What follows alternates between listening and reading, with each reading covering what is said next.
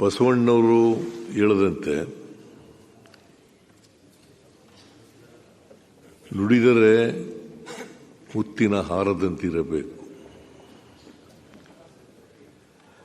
ನುಡಿದರೆ ಲಿಂಗ ಮೆಚ್ಚಿ ಅಹುದೆವುದು ಎನ್ನುವಂತಿರಬೇಕು. ಇದು ಬಸವಣ್ಣವರು ಹೇಳಿರ್ತಕ್ಕಂಥ ಮಾತುಗಳು.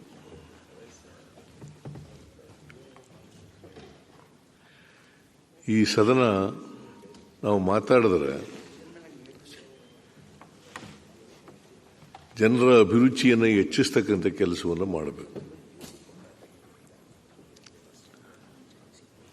ಮೊದಲಿಗಿಂತ ಈಗ ಹೆಚ್ಚು ವಿದ್ಯಾವಂತರು ಈ ಸದನಕ್ಕೆ ಬರ್ತಾ ಇದ್ದಾರೆ. ಸ್ವಾತಂತ್ರ್ಯ ಪೂರ್ವಕ್ಕಿಂತ ಈಗ ಹೆಚ್ಚು ಜನ ವಿದ್ಯಾವಂತರು ಬರ್ತಾ ಇದ್ದಾರೆ.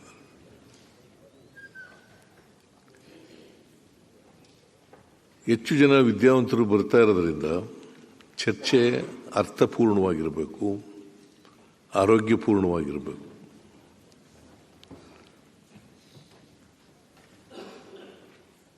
ಅಂತ ರೀತಿಯಲ್ಲಿ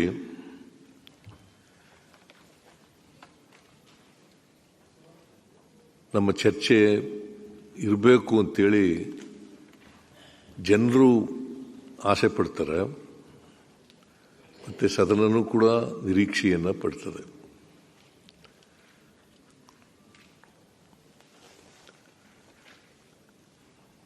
ಅಶೋಕ್ ಅವರು ಮತ್ತು ಸುನಿಲ್ ಕುಮಾರ್ ಅವರು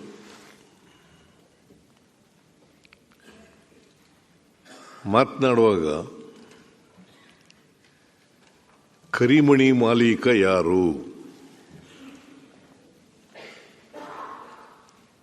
ಕರಿಮಣಿ ಮಾಲೀಕ ಯಾರು ಅಂತೇಳಿ ಪ್ರಶ್ನೆಯನ್ನು ಮಾಡಿದ್ದಾರೆ. ಇದು ನನ್ನ ಪ್ರಕಾರ, ಬಹುತೇಕ ಸದಸ್ಯರ ಪ್ರಕಾರ ಅಭಿರುಚಿ ಹೀನ ಮಾತುಗಳು ಅಂತೇಳಿ ನಾನು ಅನ್ಕೋತೀನಿ.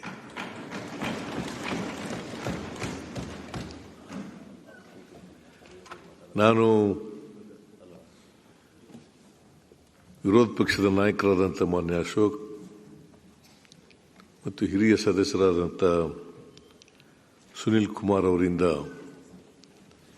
ಇಂಥ ಮಾತುಗಳನ್ನು ನಿರೀಕ್ಷೆ ಮಾಡಿರಲಿಲ್ಲ ಅಂತೇಳಿ ಸದನದಲ್ಲಿ ತಿಳಿಸಲಿಕ್ಕೆ ಬಯಸ್ತಾ ಇದ್ದೇನೆ. ಮುಖ್ಯಮಂತ್ರಿಗಳು ಒಂದು ನಿಮಿಷ ಈಗ ಪದೇ ಪದೇ ಎದ್ದೇಳಬೇಡಿ. ಅಲ್ಲ, ನಾನು ಮಾತಾಡೋ ಒಂದೇ ಸಾರಿ ಈಲ್ಡ್ ಆಗಿದ್ದದು. ಹೌದಾ? ಸರಿ, ನಾನು ಒಂದೇ ಸಾರಿ ಈಲ್ಡ್ ಆಗಿದ್ದದು. ಸನ್ಮಾನ್ಯ ಅಧ್ಯಕ್ಷರೇ, ಈ ದಿನನಿತ್ಯ ಪತ್ರಿಕೆಗಳಲ್ಲಿ ನಾವೇನು ಹೇಳಿಕೆ ಕೊಡ್ತಾ ಇಲ್ಲ, ನಿಮ್ಮ ಶಾಸಕರೇ ಕೊಡ್ತಾ ಇದ್ದಾರೆ, ಮಂತ್ರಿಗಳೇ ಕೊಡ್ತಾ ಇದ್ದಾರೆ. ಇಡೀ ರಾಜ್ಯದಲ್ಲಿ ಮುಖ್ಯಮಂತ್ರಿಗಳು ಸಿದ್ದರಾಮಯ್ಯನವರಾದ್ಮೇಲೆ ದಿನನಿತ್ಯ ಪತ್ರಿಕೆಯಲ್ಲಿ ವಾರದಲ್ಲಿ ಒಂದು ಸುದ್ದಿ ಇದ್ದೇ ಇರ್ತತೆ. ಮುಖ್ಯಮಂತ್ರಿಗಳ ಬದಲಾವಣೆ, ಅವ್ರ ಮನೆಯಲ್ಲಿ ಡಿನ್ನರ್ ಪಾರ್ಟಿ, ಇವ್ರ ಮನೆಯಲ್ಲಿ ಬ್ರೇಕ್ಫಾಸ್ಟ್ ಪಾರ್ಟಿ, ಡೆಲ್ಲಿಗೆ ಹೋದ್ರು, ಡೆಲ್ಲಿಗೆ ಹೋಗಿ ಏನು ಭೇಟಿ ಮಾಡಿದ್ರು, ಈ ಥರದ ಚರ್ಚೆ 2.5 ವರ್ಷಕ್ಕೆ ಬದಲಾಗ್ತಾರೆ. ಈ ಥರದ್ದೆಲ್ಲ ಚರ್ಚೆ ನಿಮ್ಮ ಪಾರ್ಟಿಯಲ್ಲೇ. ಎಲ್ಲರೂ ಭಾಳಷ್ಟು ಜನ ನಿಮ್ಮನ್ನು ಸಪೋರ್ಟ್ ಮಾಡೋರು ಇದ್ದಾರೆ, ನಿಮ್ಮನ್ನು ವಿರೋಧ ಮಾಡೋರು ಇದ್ದಾರೆ. ನಾನು ಕಳೆದ ಅಧಿವೇಶನದಲ್ಲೂ ಕೇಳಿದ್ದೀನಿ.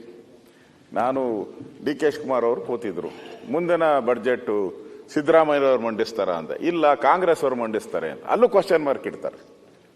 ಎಲ್ಲ ಕಡೆ ಕ್ವಶನ್ ಮಾರ್ಕ್ಗಳೇ ಜಾಸ್ತಿ ಆಗಿದೆ. ಆ ಕ್ವಶನ್ ಮಾರ್ಕ್ಗಳು ಜಾಸ್ತಿ ಆಗಿರೋದಕ್ಕೆ ನಾವು ಪ್ರಸ್ತಾಪ ಮಾಡಿರೋದು. ಇದು ಅಭಿರುಚಿ ಪ್ರಶ್ನೆ ಅಲ್ಲ, ರಾಜ್ಯದ ಹಿತದೃಷ್ಟಿಯಿಂದ ನಾವು ಮಾತಾಡಿದ್ದು. ರಾಜ್ಯಕ್ಕೆ ಒಬ್ಬ ಹಕ್ಕುದಾರ ಬೇಕು, ರಾಜ್ಯದಲ್ಲಿ ಪರ್ಮನೆಂಟ್ ಮುಖ್ಯಮಂತ್ರಿ ಇರಬೇಕು. ಪರ್ಮನೆಂಟ್ ಮುಖ್ಯಮಂತ್ರಿ ಎಲ್ಲ ಅಧಿಕಾರಿಗಳು ಕೆಲಸ ಮಾಡ್ತಾರೆ, MLA ಕೆಲಸ ಮಾಡ್ತಾರೆ ಅನ್ನೋ ದೃಷ್ಟಿಯಿಂದ ನಾವು ಹೇಳಿದ್ದು. ಅಭಿರುಚಿ ಏನೇ ಅಲ್ಲ, ಒಂದು ಗಟ್ಟಿಯಾದಂತ ಒಂದು ನಾಯಕತ್ವ ಇರಬೇಕು ಅಂತ ನಿಮ್ಗೆ ಹೇಳಿದಿರಿ. ನೀವು ಬೇಡ ಅಂತ ಹೇಳಿದ್ರೆ ನಮ್ದೇನು ಅಬ್ಜೆಕ್ಷನ್ ಇಲ್ಲ. ಅಪಪ್ರಚಾರ ಮಾಡಿದ್ರಿ,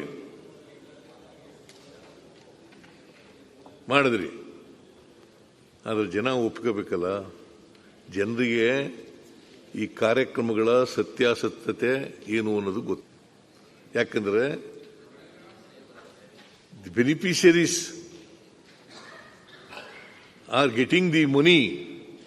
ಈಗ ಗೃಹಲಕ್ಷ್ಮಿ ಯೋಜನೆಗೆ ಪ್ರತಿ ತಿಂಗಳು 2,000 ಕೋಟಿ 2,000 ಕೊಡ್ತಾ ಇದ್ದೀವಿ. ಮನೆ ಯಜಮಾನಿಗೆ 2,000 ರೂಪಾಯಿ ಕೊಡ್ತಾ ಇದ್ದೀವಿ. ಜೂನ್ 11ನೇ ತಾರೀಕಿನಿಂದ 2023 ಶಕ್ತಿ ಯೋಜನೆಯಲ್ಲಿ ಜನ ತಿರುಗಾಡ್ತಾ ಇದ್ದಾರೆ. ಸುಮಾರು ಇಲ್ಲಿಯವರೆಗೆ 410 ಕೋಟಿ ಜನ ತಿರುಗಾಡಿದ್ದಾರೆ. 410 ಕೋಟಿ ಜನ ಇವತ್ತಿನವರೆಗೆ ತಿರುಗಾಡಿದ್ದಾರೆ. ಗೊತ್ತಾಗಲ್ವ ಅವರಿಗೆ? ಅದಕ್ಕೆ ನೀವು ಎಷ್ಟೇ ಸುಳ್ಳು ಹೇಳಿದ್ರು ಕೂಡ, ಅಪಪ್ರಚಾರ ಮಾಡಿದ್ರು ಕೂಡ, ಆಪಾದನೆಗಳನ್ನು ಮಾಡಿದ್ರು ಕೂಡ ನಿಮಗೆ ಬೈ ಎಲೆಕ್ಷನ್ನಲ್ಲಿ 3 ಸೋತದು ನೀವು.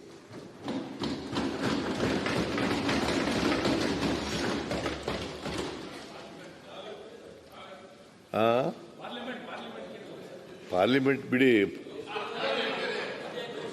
ಅಸೆಂಬ್ಲಿ ಈ ಆಪಾದನೆಗಳನ್ನು ಮಾಡಿದ ಮೇಲೆ, ಅಪಪ್ರಚಾರಗಳನ್ನು ಮಾಡಿದ ಮೇಲೆ, ಗ್ಯಾರಂಟಿ ಯೋಜನೆಗಳು ಇಂದ ಖಜಾನೆ ಖಾಲಿ ಆಗ್ಬಿಡ್ತದೆ, ಅಭಿವೃದ್ಧಿ ಕೆಲಸಗಳಿಗೆ ದುಡ್ಡಿಲ್ಲ, ಅಭಿವೃದ್ಧಿ ಕೆಲಸಗಳೆಲ್ಲ ನಿಂತು ಹೋಗಿದ್ದಾವೆ ಅಂತ ಹೇಳಿದ ಮೇಲೆ 3 ಬೈ ಎಲೆಕ್ಷನ್ಗಳು ನಡೆದವು.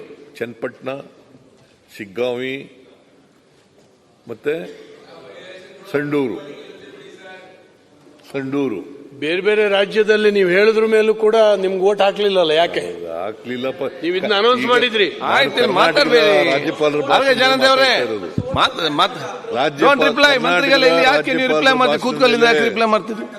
ಕರ್ನಾಟಕದ ರಾಜ್ಯಪಾಲರ ಭಾಷಣದ ಮೇಲೆ ಮಾಡ್ತಾ ಇರೋದು. ನೀವು ಟೀಕೆ ಮಾಡಿದಿರಲ್ಲ, ಅಪಪ್ರಚಾರ ಮಾಡಿದಿರಲ್ಲ, ಆಪಾದನೆಗಳು, ಸುಳ್ಳು ಆಪಾದನೆಗಳನ್ನು ಮಾಡಿದಿರಲ್ಲ, ಅದಾದ್ಮೇಲೆ ನಡೆದಿರೋದು ಈ ಬೈ ಎಲೆಕ್ಷನ್ಗಳು. ರವಿ ಅದು ಇಲ್ಲಿ ಚನ್ನಪಟ್ಟಣದಲ್ಲಿ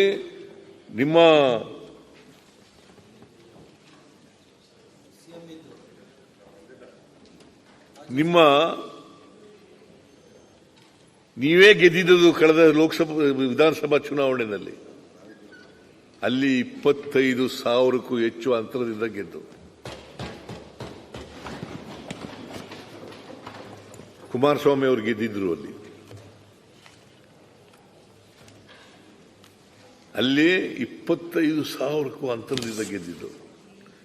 ಅಂತರ ಕುಮಾರಸ್ವಾಮಿ ಅವರು ಗೆದ್ದಿದ್ದದ್ದು, ಅವ್ರ ಮಗನ್ನೇ ನಿಲ್ಲಿಸಿದ್ರು ಪಾಪ. ಆಮೇಲೆ ಶಿಗ್ಗಾಂವಿ ಬಸವರಾಜ ಬೊಮ್ಮಾಯಿ ಅವರು ಗೆದ್ದಿದ್ದು, ಮಾಜಿ ಮುಖ್ಯಮಂತ್ರಿ. ಅಲ್ಲಿ ಸುಮಾರು 13,000 ಅಂತರದಿಂದ ಗೆದ್ದು.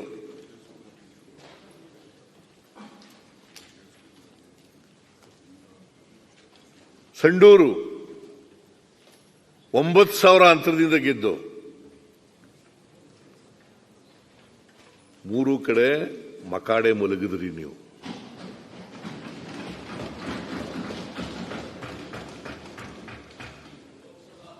ಅದರಿಂದ ಜನರನ್ನ ಸುಳ್ಳು ಆಪಾದನೆಗಳನ್ನು ಮಾಡಿ, ಸುಳ್ಳು ಅಪಪ್ರಚಾರ ಮಾಡಿ ಜನರನ್ನ ಗೆಲ್ತೀವಿ, ಮನಸ್ಸನ್ನ ಗೆಲ್ತೀವಿ ಅಂತ ಅಂದ್ಕೊಂಡಿದ್ರೆ ಅದು ಸಾಧ್ಯ ಇಲ್ಲ.